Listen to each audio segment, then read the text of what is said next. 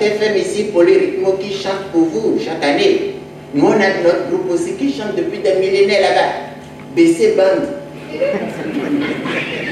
Donc, je suis rentré chez moi le soir, je dors, il n'y a plus de concert. J'ai dit, mais qu'est-ce qui se passe? On dit non, que le chef de famille est venu avec son phosphatage et il a ramassé le groupe. Le Bénin a célébré ce premier lundi du mois d'octobre la journée mondiale consacrée à l'habitat. Cette 37e édition de la journée, commémorée à Cotonou à pour thème universel « Attention à l'écart choisi par ONU Habitat ».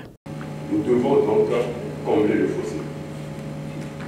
Depuis la mise en œuvre du programme d'action du gouvernement, l'occasion nous est donnée de montrer à travers les secteurs du développement urbain, de l'énergie, de l'eau et de la santé notamment, que personne n'a été laissé de côté. Ce cap est de plus en plus maintenu pour longtemps, vu ce qu'il reste à faire pour les années à venir. C'est donc pour cette raison qu'un thème national est choisi et est intitulé « Impact du PAG sur les populations des zones défavorisées ». L'habitat s'est illustré au Bénin à travers les grandes réalisations du PAG, des réalisations rappelées et saluées par les autorités municipales et communales de la ville de Cotonou.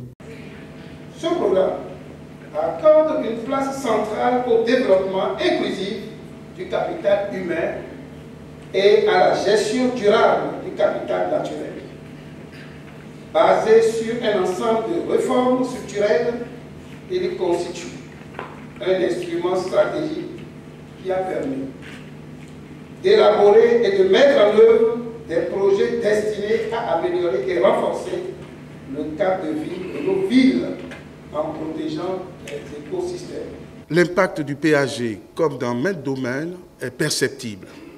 Et les réflexions qui seront nourries autour de ces thèmes par les invités qualifiés édifieront davantage sur la transformation que nous avons connue ces dernières années, sur le rayonnement, le nouveau visage que le gouvernement, sous la conduite de son excellent M. Patrice Talon, donne à notre pays. Une brève présentation des bilans des grands projets pilotés par le ministère du cadre de vie a été projetée au cours de la cérémonie. Revenant sur le thème de la journée, le ministre Tonato parle d'un appel à l'action immédiate.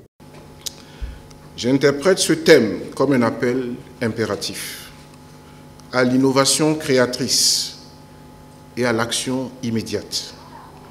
Et donc une exigence pour nous, au ministère du cadre de vie et du développement durable, de redoubler d'efforts dans la mise en œuvre du programme d'action du gouvernement, PAG, surtout le deuxième qui poursuit la conduite des projets emblématiques en faveur du logement et de l'habitat sur toute l'étendue du territoire national. La célébration de la 37e journée mondiale de l'habitat se décline sous l'angle de la mise en évidence pour nous des impacts du PAG sur la population des zones défavorisées, à travers la mise en œuvre des projets phares et projets prioritaires sur l'ensemble du territoire national, tant dans les villes qu'en milieu rural. Vous l'avez vu, 20 000 logements économiques et sociaux, amélioration de la voirie urbaine dans les principaux centres urbains, appelés projets asphaltage, assainissement pluvial et amélioration de la résilience de Cotonou, modernisation de la gestion des déchets ménagers dans le Grand Nokoué, modernisation de la gestion des boues de vidange, adaptation des villes au changement climatique, aménagement urbain et appui à la décentralisation, assainissement pluvial des villes secondaires, défense contre l'érosion côtière, pôle agroalimentaire du Grand Nokoué, rénovation des marchés urbains et régionaux, cités ministérielles, administratives et administratives départementales, réformes en cours dans les domaines de la construction, de l'urbanisme, de l'aménagement du territoire, de l'environnement de la maîtrise d'ouvrage.